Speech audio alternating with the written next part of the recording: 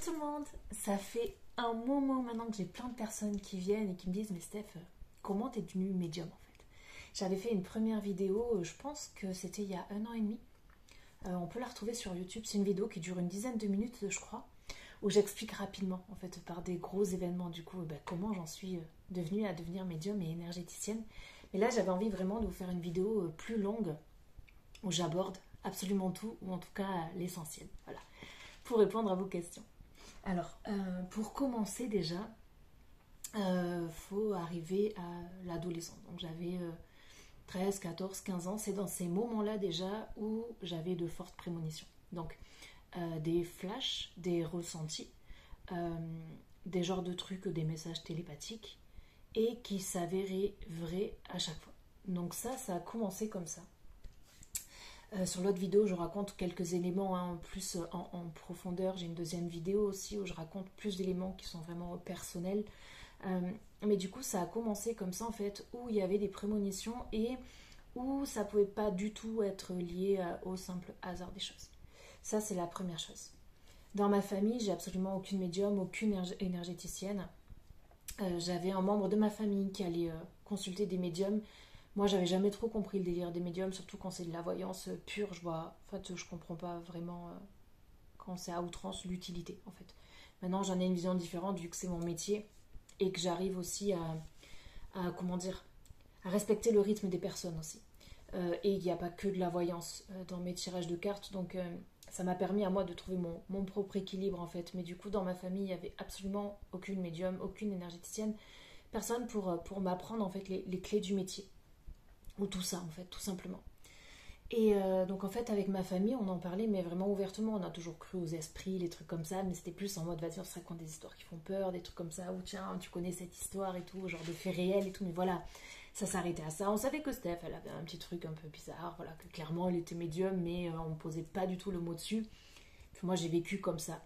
Les gens que j'ai rencontrés après, parfois, je racontais, en fait, les trucs que j'avais vécus, mais ça soulevait jamais, on n'a jamais soulevé le mot en fait. Steph, t'es peut-être médium en fait, c'est jamais rentré dans les conversations. Je racontais ça comme on raconte des anecdotes de vie.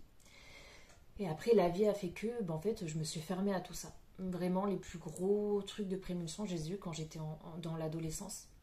Et après en fait j'ai déménagé, j'ai fait ma vie, j'ai rencontré des personnes qui n'étaient pas du tout dans ce milieu-là. J'ai vécu 10 ans avec quelqu'un qui croyait même pas en toutes ces choses-là en fait, et donc moi, inconsciemment, ça a refermé tout ça. Il y a une autre partie aussi de ma médiumnité, c'est la clairsentience. Donc, c'est ce qu'on appelle l'hypersensibilité.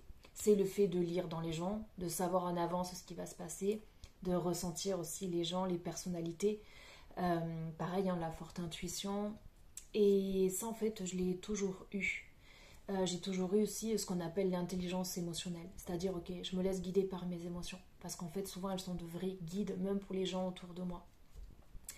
Donc ça, c'était une base aussi, ce côté hypersensible, clairsentient, où je ressens les choses, les événements. J'ai toujours grandi avec ça. Et les gens aussi. Et donc, du coup, j'ai vécu 10 ans avec quelqu'un qui, lui, n'était pas ouvert. J'étais complètement sortie de tout ça. À l'époque, j'étais auxiliaire de vie. Je travaillais en EHPAD. J'avais pas particulièrement de flash, j'étais vraiment sortie de tout ça en réalité avec le recul. Et puis un jour, je me suis mis à entendre des voix. Et en fait, j'avais eu déjà une période de grosse dépression où j'avais fini à l'hôpital du coup, et on avait posé un diagnostic de bipolarité. Mais tous les gens autour de moi me disaient mais Steph, t'es pas bipolaire. Et je savais que j'étais pas bipolaire. J'avais juste vécu une grosse dépression en fait, et j'étais avec des personnes où au niveau émotionnel, pour moi, c'était pas du tout stable. Des situations de vie qui étaient complètement instables. Et en réalité, c'est ça qui faisait remuer toutes mes émotions. Et je me sentais pas du tout à ma place, en fait, sans même en avoir vraiment conscience. Et c'est tout ça qui a fait qu'en plus de ma dépression, on a posé un diagnostic de bipolarité. Donc j'ai dû prendre des médicaments pendant vraiment des années, pendant 8 ans, en fait. Et en fait, au moment où j'ai commencé à entendre des voix, de moi-même, je suis retournée à l'hôpital, donc une deuxième fois, en leur disant, écoutez, en fait, je vais très bien. Et réellement, là, je sentais que j'allais très bien. Mais par contre, j'entends des voix, en fait. Mais je vais très bien. Et donc, je suis vraiment venue en mode SOS, qu'est-ce qui se passe, quoi. Et ils ont rouvert les dossiers du coup, et c'est ah mais vous êtes bipolaire, prenez vos médicaments. Et là j'ai compris de suite que le parcours de santé traditionnel allait pas pouvoir m'aider en fait, allait pas pouvoir répondre à toutes mes questions. Voilà, je sentais qu'on voulait me soigner par des médicaments, mais au fond de moi, il y avait cette petite voix qui disait Steph, en fait, t'es pas folle. C'était vraiment ça qui se répétait dans ma voix. C'est mais Steph, t'es pas folle. Tu sais que t'es pas folle. Parce que je sentais que j'allais bien. Ma façon de raisonner était consciente en fait, mais il y avait un truc en plus. Mais moi, je me sentais bien. Donc c'était ça qui était perturbant. Et les voix que j'entendais, en fait, je vais être clairement honnête avec vous hein, sur cette vidéo. En fait, la première fois où j'ai vraiment entendu une voix, j'étais dans ma nouvelle maison avec mon ex-compagnon et la voix m'a dit si tu restes ici, tu meurs. Et là, je me suis dit ok, qu'est-ce que c'est que ce bordel? Qu'est-ce que c'est que ce bordel?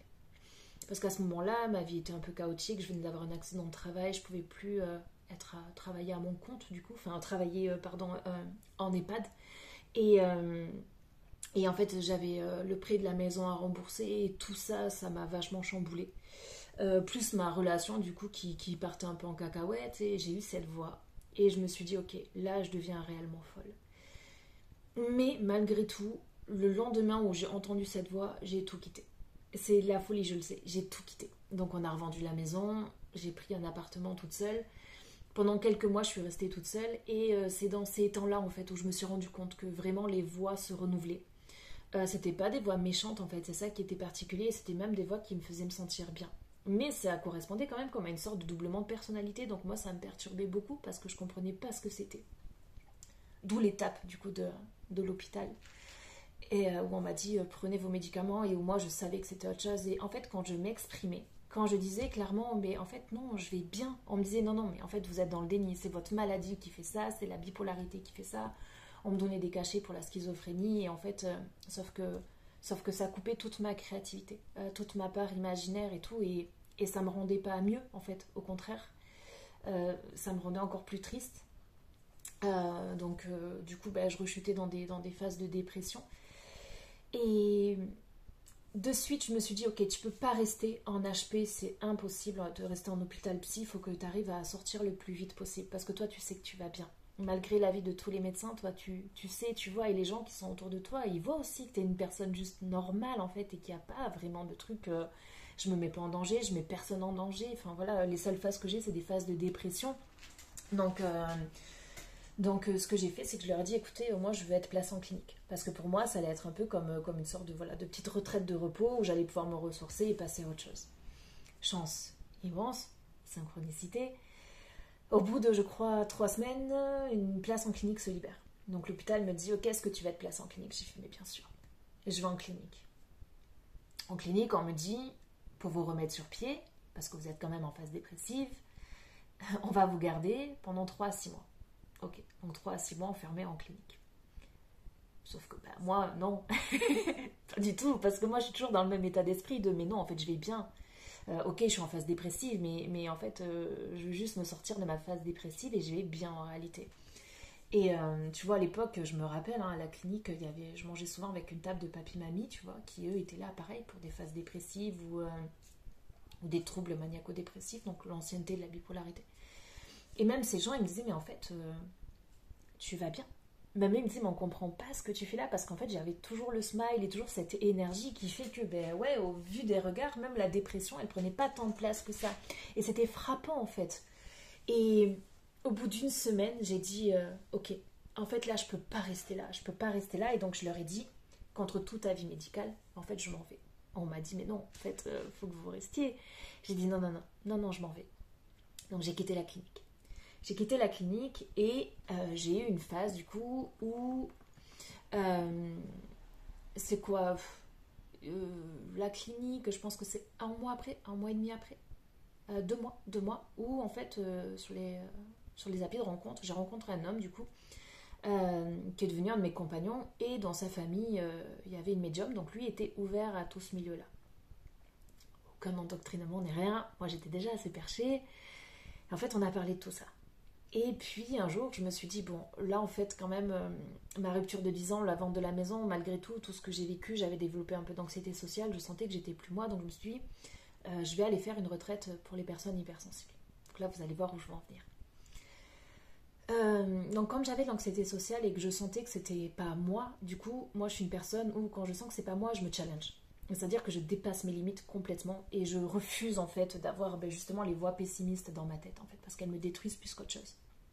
Et je me suis dit, ok, quel challenge t'aimerais mettre pour bousiller toute ton anxiété sociale, mais que quand même ça reste agréable pour toi et confortable. Et je m'étais dit, partir en voyage toute seule, autant en profiter, autant faire ça. Et donc à la base, je voulais partir dans un groupe de femmes, pareil, en retraite spirituelle. Et puis, à la base, c'était à Bali. Et puis, dans la même semaine, je tombe sur Instagram sur une retraite pour les personnes hypersensibles, réservée aux femmes, qui se passe dans le Gard. Et là, je me dis, mais vas-y, let's go, c'est tout bénef. Pour moi, à l'époque, c'était très dur de prendre le train toute seule déjà, dans une ville que je connaissais pas du tout, atterrir dans une ville que je connais pas, avec de nouvelles personnes avec qui je vais devoir communiquer. C'était beaucoup de choses. Mais je me suis dit, en même temps, l'arrivée, tu sais que c'est pour les personnes hypersensibles, donc en réalité, tu sais que ça peut t'apporter des choses et que ça peut t'apporter beaucoup de bien. Donc je suis arrivée là-bas vraiment en mode touriste et juste en mode, moi je veux juste me reconnecter à moi, me sentir bien en tant que femme, laisser le passé au passé. Voilà. Et peut-être plus me comprendre, me connaître aussi. Mais j'avais aucun préjugé sur la retraite à laquelle je suis allée. Je suis vraiment allée en mode touriste. Voilà. La curiosité ouverte, mais en mode touriste. Et donc j'arrive là-bas. Et là-bas, surprise, je découvre les méditations, donc les méditations guidées. Je découvre l'existence des chakras. Je découvre les soins énergétiques, l'introspection. Toutes ces choses en fait, vraiment. Et il se passe déjà des choses. J'ai des retours de certaines personnes, et puis même moi, il y a des trucs que je vis où je me dis, ok, là, par contre, même ces histoires de chakras et tout, c'est hyper intéressant. Et vraiment le côté un peu scientifique, tu vois, de, ok, en fait, je veux comprendre, je veux savoir de quoi il s'agit, parce que tu peux me parler de chakras, de corps énergétique et tout.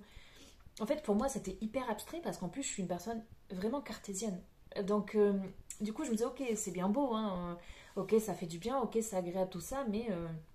je veux comprendre comment ça fonctionne. Et donc ça, on ne l'aborde pas du coup dans la retraite. Et ce qu'on a fait aussi dans la retraite qui m'a amené à, à avoir le métier que j'ai maintenant, et oui, à être celle que je suis devenue aussi, c'est les tirages d'oracle. Donc en fait, pendant cette retraite, on a toutes tiré une carte d'oracle. Et je me dis, ok, c'est vachement parlant. C'est vachement parlant pour moi, cette phrase-là, cette carte-là. Pour moi, la phrase c'était walk in beauty. Donc, genre, marche ou marche dans le beau, en gros, marche dans la beauté, tu vois. C'est un peu une démarche particulière en réalité. Et d'autres personnes ont pioché des cartes et je me disais, mais attends, en fait, c'est intéressant parce que elle, la carte qu'elle a piochée, ça m'aurait pas spécialement parlé, tu vois. Bon, et je garde ça dans mon coin de mon esprit et je finis la retraite. On reçoit des soins. On fait des trucs un peu chamaniques et tout, et là, je me rends compte que je vois les énergies, c'est-à-dire que je les visualise. Exemple, on fait une méditation autour d'un arbre, okay. On trouve beaucoup de trucs comme ça dans les trucs chamaniques, recentrage sur soi, ok. Donc, on est plusieurs filles, on fait une ronde autour d'un arbre, comme ça, en disant des mantras, et en fait, on sent vraiment, tu sens l'intensité qui monte, tu vois, c'est comme quand tu es dans un stade, tu vois, quand il y a toute la foule, tu sens, il y a un truc qui te... comme si ça te portait et que ça te remplit, tu vois. Mais là, c'était la même chose. Et au bout d'un moment, en fait, on s'est mis à crier. Moi, il n'y avait personne autour de nous. On s'est mis à crier et à tout relâcher. Et véridique, en fait, j'ai vu vraiment une onde d'énergie se propager. Et donc, c'est-à-dire que là, on est toutes entre filles. Moi, c'est des trucs que j'ai jamais vécu. Et donc, l'onde d'énergie est envoyée. Et vraiment, je me retourne comme ça, en mode, je la suis du regard. C'est-à-dire que moi, réellement, je la vois. Et là, je dis, waouh, vous avez vu, ça allait super loin.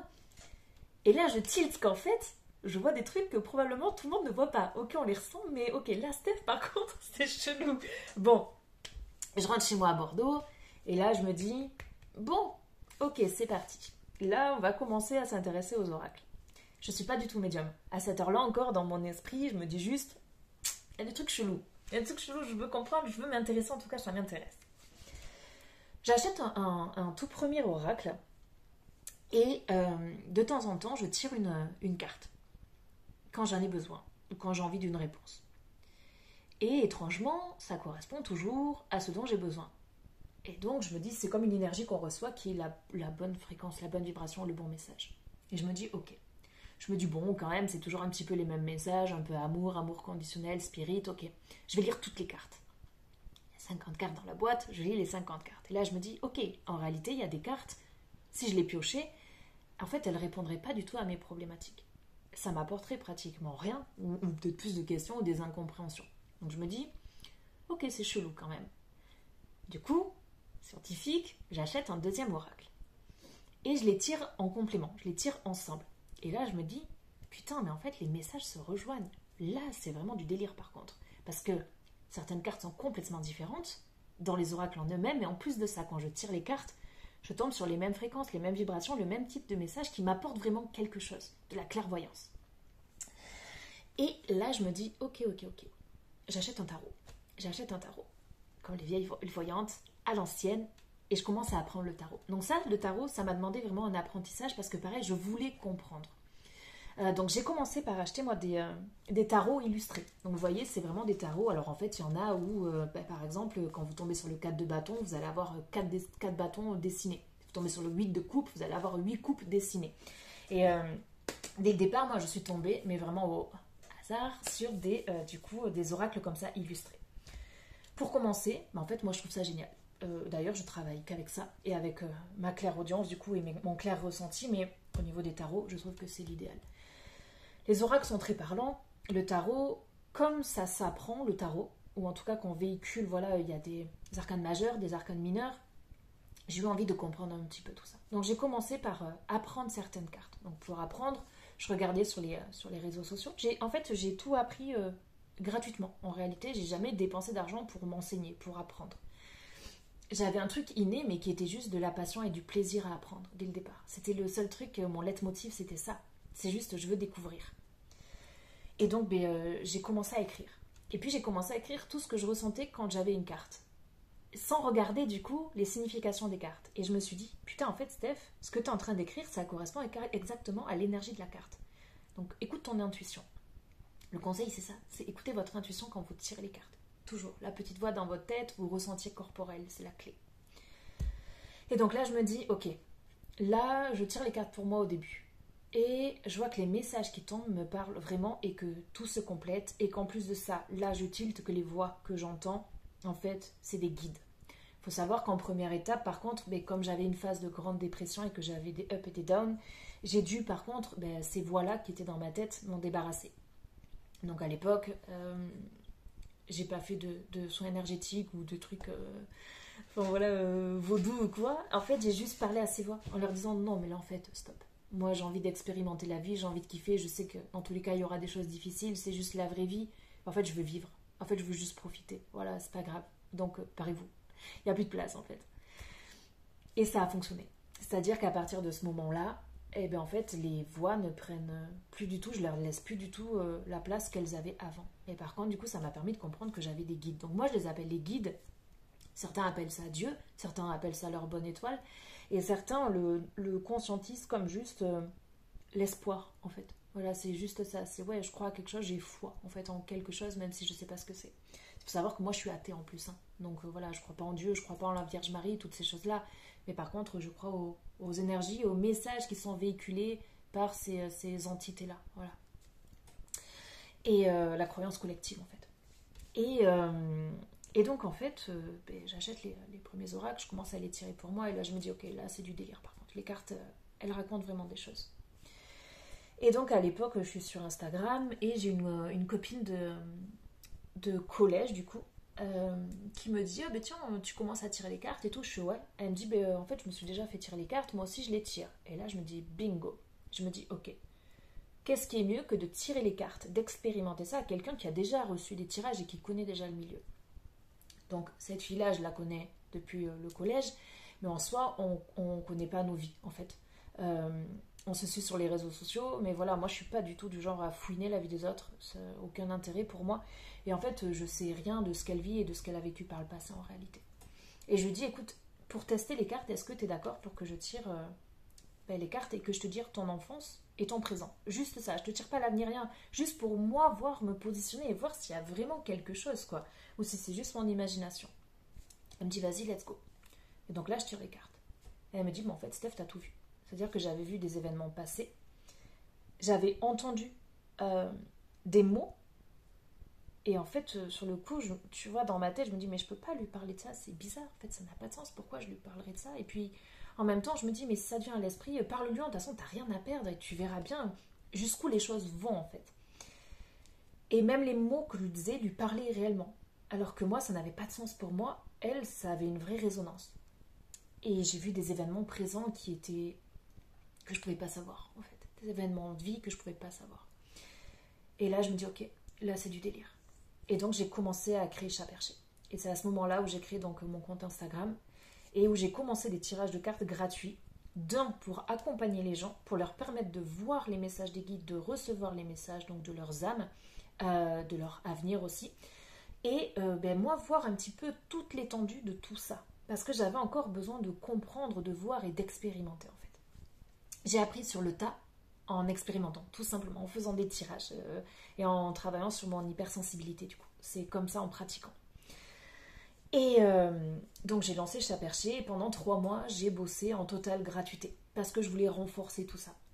Et donc au-delà des cartes, je me suis rendu compte que mon hypersensibilité, donc tout ce que je ressentais, était en fait associé à des chakras. Et ça, j'avais du mal à le comprendre. Mais c'était, en fait, tu vois, pour te donner un exemple concret, quand tu parles avec quelqu'un, même là, tu vois, quand je parle avec toi, il y a des fois où tu vas sentir des trucs dans ton corps, où ça peut être des frissons, où ça peut être un truc qui bloque, ou une douleur particulière. En fait, ça te renvoie à quelque chose. Sauf que, en fait, quand tu parles avec une personne, par exemple une amie ou quelqu'un à qui tu tiens fort, tu vois, à qui il y a des liens un peu, voilà, invisibles, tu vas ressentir en toi ses propres blocages. Ok. Donc c'est ça aussi qui nous permet de donner des conseils à l'autre, de ressentir profondément les autres, d'avoir le côté intuitif, même de ressentir ce que son enfant veut parfois, alors que en fait un enfant n'utilise pas des mots encore. Il y a ce côté instinctif, tu vois. Et en fait, je me suis rendu compte que les choses que je ressentais, en fait, je pouvais les associer. Ça correspondait au, au, au nœud énergétique, en fait, au centre énergétique. Et donc j'ai commencé à apprendre les chakras. Et puis, j'ai commencé à apprendre les polarités yin-yang, donc féminin sacré et masculin sacré. Tout ça en même temps. Et puis, j'avais les voix. Donc, en fait, tout le côté médium aussi, tous les apprentissages. Donc, apprends le yin-yang, découvre les chakras, ça ne me tombait pas du ciel non plus. C'est-à-dire que j'ai reçu des apprentissages d'être invisible, clairement. C'est-à-dire que sur la surface de la Terre, autour de moi, j'avais pas de médium, mais j'avais les guides invisibles qui me parlaient. Donc oui, tu comprends, quand tu vas à l'hôpital et que tu dis ça, bah ouais, c'est une dinguerie, on te dit. Et en fait, non, t'es juste médium. Mais sur le coup, c'est une folie, en fait. Même pour moi, c'est barré. Je me dis, mais comment tu peux parler à des êtres qui ne sont plus là? En fait, c'est une dinguerie. Sauf que je vois que c'est juste et que ça m'apporte des messages lumineux, positifs et que c'est pas un genre d'endoctrinement dangereux, en fait, tu vois, parce que mon humanité fait que j'ai vraiment cette sensation que je peux même pas rentrer dans ça. Tu vois, j'ai tellement conscience de la société dans laquelle on vit, il y a eu tellement de choses avant moi que j'avance juste avec le cœur à chaque fois et quand je fais les tirages, c'est vraiment ok, là je deviens canal, là j'apporte quelque chose à la personne, qu'est-ce que je peux lui apporter? Mais pas moi en tant que Stéphanie, moi en tant que juste guide holistique en fait, moi en tant que cartomancienne, moi en tant que canal en fait, tout simplement.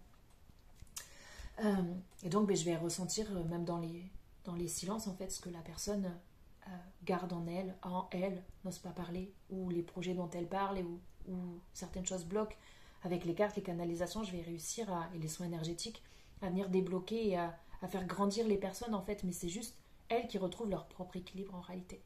C'est comme si je débloquais des verrous, mais c'est les gens avec leur propre conscience. C'est comme si moi j'étais juste la clé en fait de votre porte. Et à un moment donné, du coup, je me suis intéressée aux soins énergétiques aussi. Donc tout est arrivé en même temps, hein, c'est-à-dire que sur 1 an et demi, 2 ans, en fait, j'ai tout voulu apprendre. Donc j'ai été très curieuse. Et donc je faisais des soins énergétiques pour moi, avec des vidéos que je trouvais sur YouTube, pour à la base apprendre. Parce que pareil, les chakras, pour les apprendre, au-delà des lectures que je pouvais avoir, j'écoutais des vidéos, donc des méditations guidées sur les chakras, qui m'apprenait en fait à quoi correspondait chaque champ énergétique, comment le manifester, comment le rééquilibrer naturellement. Et donc ça, j'ai appris avec les méditations guidées. Et à un moment, je me suis dit, ok, maintenant que tu sais que tu arrives à rentrer en auto-hypnose et dans cet état un peu second et que ça te fait du bien en fait, et que ça continuait toujours de me passionner et de me parler, et que ça ne me mettait pas en danger, que ça faisait de mal à personne, je me suis dit, ok, maintenant teste les soins énergétiques, va découvrir ça. Donc pareil, il y avait des vidéos en fait sur internet de soins énergétiques et donc j'ai commencé avec ce qu'on appelle la flamme violette. Donc c'est une flamme de transmutation qui vient équilibrer les émotions, mais qui vient aussi équilibrer en fait toute la planète en fait selon la fréquence qu'on choisit d'utiliser. Bon, bref. Et donc j'écoute une méditation en soins et là en fait je me vois clairement en fait comme un bison. Donc c'est-à-dire que je me vois allongée dans le lit et je vois tout. Donc c'est-à-dire que je vois le toit de la maison et petit à petit je vois les arbres, les cailloux, les vagues, la planète entière. Et du coup donc je suis prise dans le soin, j'écoute en fait la vidéo et d'un coup en fait il y a en fait c'est comme un genre de demi-rêve mais où on ressent les choses. Donc c'est vraiment un état second qui est hyper particulier, c'est comme quand on fait des rêves et qu'on s'en rappelle, sauf qu'ils ont un impact sur la réalité. Okay, donc tous les rêves en réalité ont un impact sur la réalité, c'est l'inconscient. Et donc là, je me dis, ok, là il y a vraiment un truc bizarre. Tu ressens, tu vois les choses. C'est comme si je voyageais. Et je me rends compte qu'en réalité, je suis en train d'utiliser mes propres fréquences pour envoyer un soin sur toute la planète. Ok, donc c'est très particulier parce que ça touche absolument tout. Et c'est à la fin que je comprends ça. Et en fait, si vous voulez, pendant le soin, je vois au début une genre de vague blanche qui recouvre toute la planète, tout le globe, et ensuite une énorme vague violette, en fait. Et tu peux te dire, ok, c'est ton imagination. Mais j'étais pas du tout dans ce délire-là, en fait. J'aurais pu me dire ça, mais c'était pas le cas. Je me suis dit, ok, là, c'est curieux ce qui se passe, parce que je ressens des choses, c'est chelou. Et ça m'a donné envie de creuser encore un petit peu plus. Et là, mes guides ont débarqué, et en fait, quand j'étais du coup en état méditatif, ils me passaient des messages. Donc j'ai eu beaucoup d'apprentissage grâce à eux, apprendre à me protéger aussi.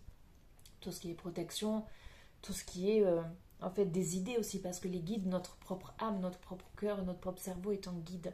Et en fait, je me suis orientée à chaque fois vers les bonnes situations.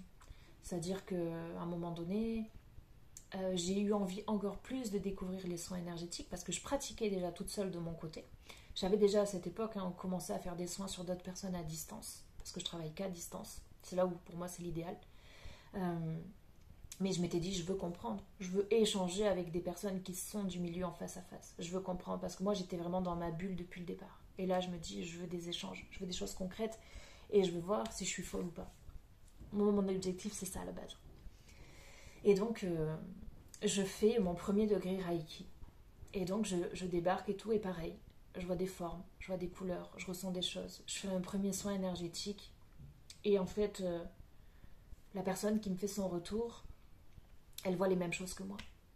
C'est-à-dire que moi, si je me tais, je sais que les autres personnes vont dire les mêmes choses que ce que moi j'ai vu. Et là, je me dis, là, il n'y a pas de hasard en réalité. Là, ça commence à être une dinguerie en fait.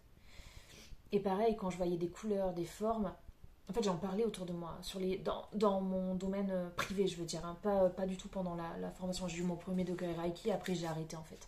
Parce que je faisais déjà les soins toute seule et que je savais gérer tout ça. Mais en fait, en amont, quand j'ai commencé à découvrir tout ça, toutes les visualisations que j'avais, en fait, j'en parlais autour de moi. J'ai dit, tiens, c'est bizarre, je sais que j'ai du doré en moi. Bon, mais du doré en toi, comment tu sais ça? Je dis, mais je sais pas, genre je le sais. Genre, soit je le voyais dans des canalisations, dans des visualisations, soit je le ressentais, ou c'était comme des flashs. Et un jour, je fais un soin énergétique, c'est une personne qui me fait un soin énergétique et qui me dit, bon, on va venir nettoyer un petit peu ton aura, mettre un petit peu toi au propre et tout. Moi, je me dis, ok, vas-y, découverte. Découverte totale. Et à la fin, il me dit, mais en fait, c'est hyper intéressant parce que t'as tellement de doré en toi que j'ai pu colmater avec le doré qui était en toi. Et là, je me dis, putain, attends, là, c'est du délire, là. Là, c'est du délire. Sauf que là, c'était une fois. Mais au bout d'un moment, quand ça se répercute une dizaine de fois, là, tu te dis, ok, là, je suis pas folle. Là, il y a un délire. Et donc, en fait, j'ai commencé à faire des soins à d'autres personnes.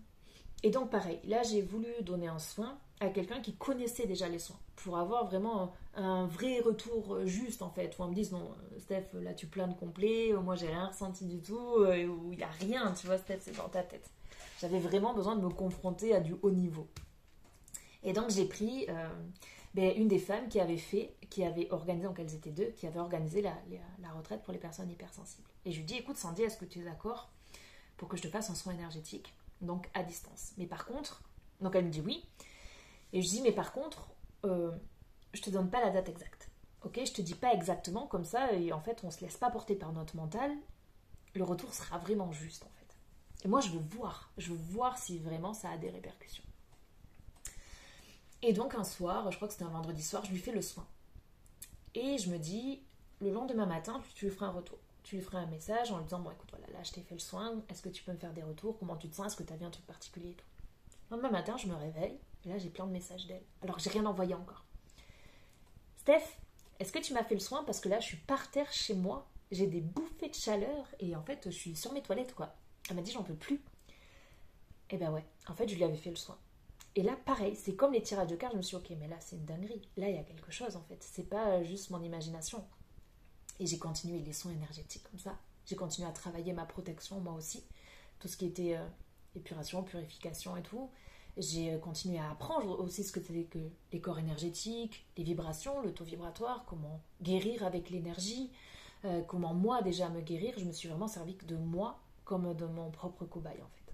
D'abord avec les cartes, après avec les soins énergétiques. Et dès que je sentais qu'il y avait un truc, en fait, j'ai distribué ça à d'autres personnes. Et là, pareil, au début, moi, j'étais un petit peu sceptique sur les soins énergétiques. Mais en fait, j'avais les personnes qui me faisaient des retours. Et où, en fait, il y avait des manifestations. Il y avait vraiment quelque chose et où tu sais que c'est pas uniquement psychologique, en fait. Où tu vois qu'il y a quelque chose. Et donc là, let's go. Let's go. Là, ça maintenant, chat perché, ça remonte à il y a août 2021. Et en fait, je crois toujours en mon métier. Les retours sont toujours aussi improbables pour moi. Pour moi, c'est vraiment un truc qui est hallucinant, qui est incroyable. Et donc oui, en fait, j'avais une base de prémonition dès l'enfance, enfin, dès l'adolescence. Vraiment des gros flashs, des gros événements. Avec le temps, tout s'est refermé. Et puis après, en fait, ça a été de mon apprentissage. Ça a été à partir du moment où j'ai entendu les voix, j'ai fait confiance à toutes les synchronicités et j'ai voulu apprendre comme une étudiante qui est à la fac, en fait. J'ai lu beaucoup de livres, je me suis beaucoup documentée. Puis j'ai fait confiance aux voix que j'avais dans ma tête, après avoir vraiment mis de côté celles qui étaient les plus perturbantes et les plus destructrices, du coup, qui m'ont voulu à moi. J'ai fait ce grand nettoyage et puis maintenant, j'accompagne plein de personnes, quel que soit leur projet, en fait. Ça peut être des projets professionnels, ça peut être des problèmes familiaux, des problèmes émotionnels. Au niveau des soins énergétiques, pareil, je viens recentrer en fait tous les corps vibratoires, je viens réaligner aussi le passé, présent, futur, parce que parfois quand on travaille beaucoup avec les tirages de cartes, la voyance, la médiumnité, en fait on vient un petit peu perturber tout ce qui est énergétique, présent, passé, et en fait moi je viens un petit peu remettre de l'ordre dans tout ça. Et en fait mes soins énergétiques sont tout le temps accompagnés d'un tirage de cartes. Parce qu'en fait, quand on touche aux énergies d'une personne, même si c'est un acte bienveillant, je pense que c'est important de dire à la personne, ok, de ça va résulter tel événement. Ou moi, je donne directement les messages des guides. Donc, des fois, ça va être les messages de l'âme de la personne. Ça va être, ok, il va t'arriver ça. Ou alors, c'est ok, en fait, tu as besoin de recevoir ce message-là parce qu'il va être important pour que tu puisses changer tes habitudes. Donc voilà. Bon, je pense vous avoir à peu près tout dit là. Je pense vous avoir vraiment raconté toute ma vie. Je vais m'arrêter là du coup. Je vais vous souhaiter une belle continuation de journée. Puis n'hésitez pas à aller regarder sur Chat Perché si vous avez besoin de quoi que ce soit ou même juste par curiosité. Voilà, n'hésitez pas à aller faire un tour, que ce soit sur ma chaîne YouTube ou en privé. Je partage pas mal de choses du coup pour le développement personnel, spirituel, même les soins énergétiques et tout ça, vraiment apprentissage. Donc voilà, je vous remercie beaucoup. En tout cas, j'espère avoir répondu à toutes vos questions. Je vous fais des bisous et puis je vous dis à tout vite comme d'hab. À tout vite.